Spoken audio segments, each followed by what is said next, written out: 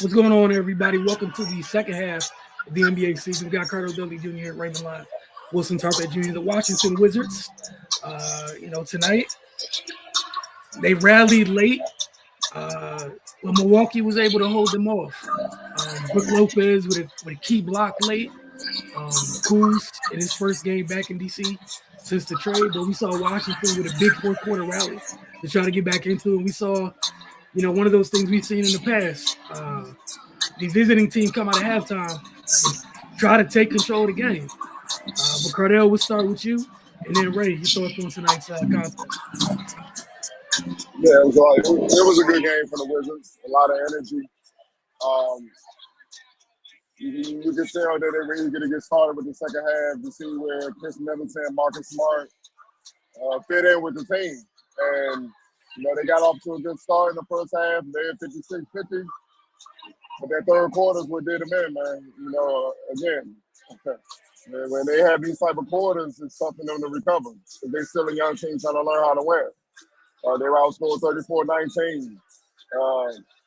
They allowed the Bucks to shoot 68% from the field, 37% from deep. The only knock on the Bucks is they shot 50% from the free throw line. Bucks out rebounding them 13-4. 13-7. Apologies. And the thing that allowed the Wizards to get the lead in the first half, they were moving the ball. They had a number of assists to the field goals. In the third quarter, the assists went down. They only had 3 assists in that quarter. 7 made field goals. Comparison, first half, they had 16 assists to 19 made field goals in the first half. That's just they totally went away from what was giving them success.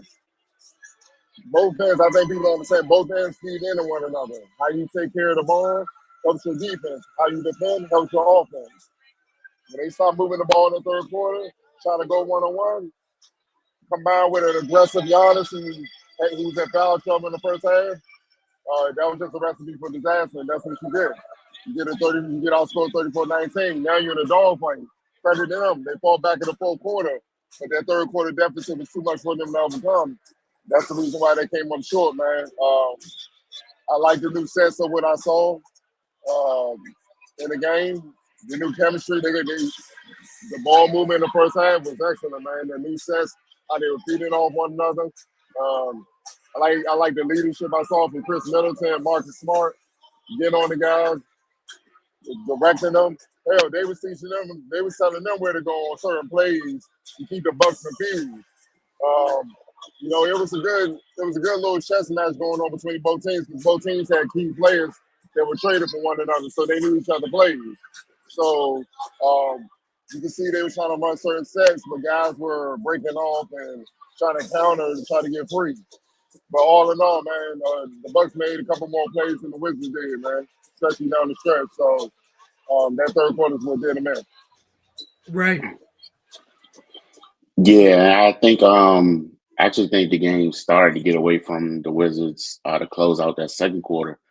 They had a double-digit lead. Milwaukee made a little push. They went into halftime down 6. And then, as Cardell pointed out, they came out in that third quarter and just continued that momentum and was on a mission. Between the second and third quarter, the Bucks scored 65 points. We always talk about the Wizards don't have much room to make mistakes or give up any type of leeway in the game. That little push at the end of the second quarter, heading into the dominant third quarter, that's what did them in.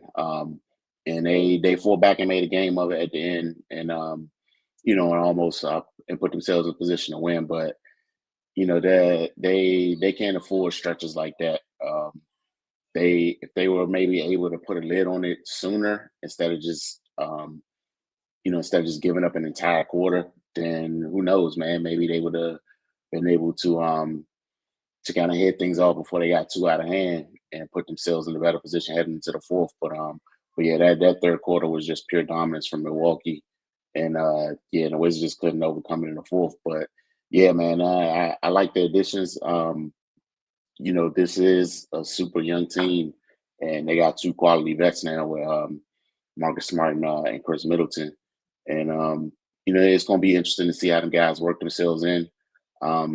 Maybe their presence will help clean up some of the things that that we've been talking about with the Wizards. Those are two guys that have been around for a long time, and they've experienced a lot of success. So hopefully that rubs off on the other guys. But yeah, man, not a bad showing. Just had too many lapses and just had weren't able to cut the Bucks water off in time for them to go ahead and get the win tonight. Yeah, as you guys alluded to, I'm excited to see what it continues to look like. I did appreciate the veteran moments you saw. And a little bit that we saw, we know is this their debut, being Middleton and Smart. As we finish the season, interested to see what their impact, how much of an impact they have over these young fellas. We've been talking for several years, talking about the importance of quality vets. We've seen, we talked about that there in the first half, the impact Brogdon and JV had on these guys. But yeah, man, we've been talking all year. Little moments, little pockets of time. Washington's not able to capitalize. And those are the difference oftentimes between teams that know how to win and don't, are understanding those moments and capitalizing in those moments. It was great to see them fight back the way they did, but what can't happen at third quarter. You couldn't afford that, especially when for most of the first half, you had the best player on the floor in foul trouble. You had so many things going in your favor. That's why this was a little disappointing. And we saw Giannis come out like a bat out of hell out of halftime because he had 3 fouls. He was off the floor. And then you were able enough, and shout out to Keyshawn George for the game he had defensively.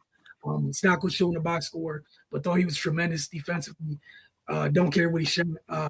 But again, Giannis was off the floor, man. He had the opportunity and weren't able to capitalize. But as always, got to ask you guys, player of the game. Dare I say Kuzma? For me, I'm going with Ryan Rollins. I know we didn't mention him a lot, but he 15 points, 4 rebounds, 4 assists, 3 steals, 6 of 10 from the field, 2 turnovers. Held Jordan Poole to 3 of 11 shooting. Filled in nicely for Dame, man. So he was huge all night. All right, so we got Kuz, we got Ryan Rollins. X factor for this evening? I had Rollins for my X factor. Just basically for him filling in for Dame. Like Ariel pointed out, that's as solid as a game you can ask for from a guy in his position. Cardell. I'm gonna roll with Kevin Porter Jr. That little surge, and he hit some big buckets in the fourth to keep the Bucks out of front, especially when Giannis fouled up. He stepped up big time. 12 points, 50% from the field, 2 of 3 assists, 3 rebounds, 3 steals. He filled in nicely. All right, we see the comment in it. We see the comment in there. We're going to get into it in just a moment. But right now, this is something we're going to do for the remainder of the season and go forward. Just quick little touches on different themes with each team every night. With the Bobby Portis suspension, how much does it impact the Bucks? On a national scale, people don't think about Bobby P and what he means to the Bucks. That said, as it pertains to this one, you escape this game. Usually, if Giannis is off or has a bad night, not on the floor, he is available. He's a viable option for them. We've seen him be one in the past. So, Ray, your thoughts on how much his absence impacts the Bucks with that suspension? Yeah, I mean he's their 6th man. So when you miss somebody that's that vital to your game plan in your lineup, you're gonna feel it. And he's gone for 25 games. They got 29 games left. It's gonna be tough for them to make up for that loss of production. And I mean, he's been there for a while. He's a part of the team.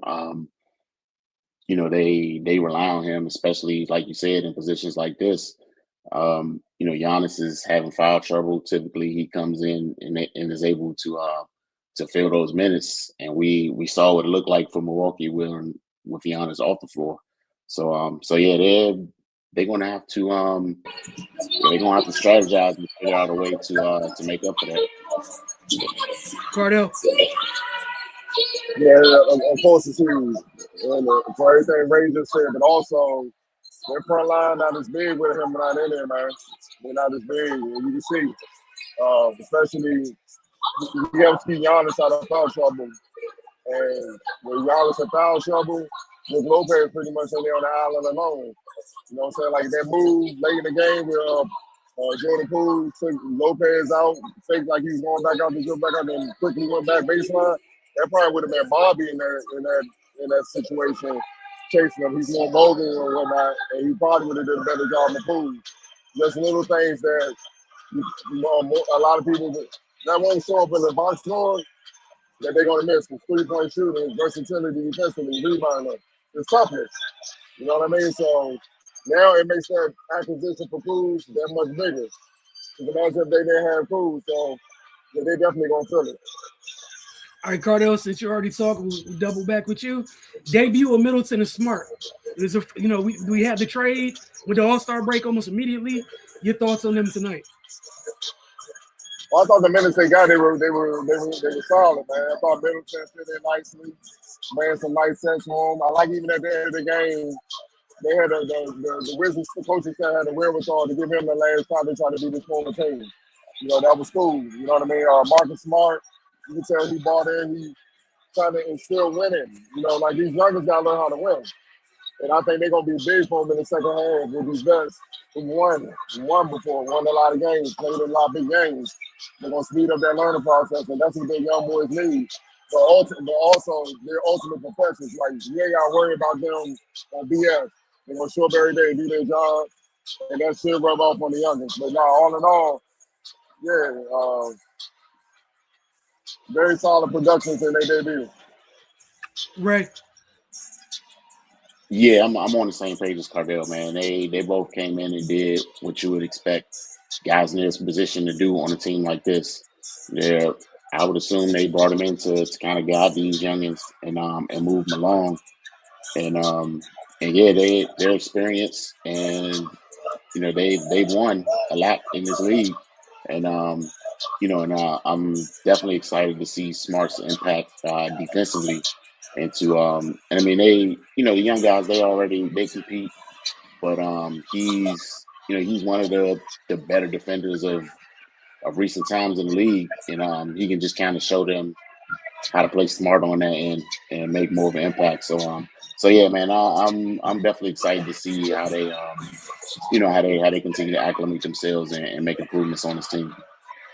Yeah, everything you guys said, and I'm excited about those moments, those on-court moments. The teaching, both Smart and Middleton, they made their bones in this league on that end of the floor. It's going to be great for the kids. We know how much all the kids care about that end of the floor we've seen through this rookie year thus far. So we're really looking forward. I'm really looking forward to that. Last, we got a couple comments and we get out of here. For Ballers Nation, do you think All-Star break was the perfect thing for the Wizards to reset and handle whatever they need to handle to finish the season strong? Yeah. I mean, they're getting ready for the draft. You know what it is. The second half of the season, I just want to see guys continue to improve and try to get some winning going into the summertime and going into next season. All right, what's good, Michael Kersey? Good to hear from you. He saw somebody like Marcus Smart when you guys were talking earlier. What he was alluding to, and then as what we all said, he's talking about being able to mentor, grooming the youngsters as they go forward. So we will check in with you guys again Sunday evening after they take on Orlando. Y'all have a great night.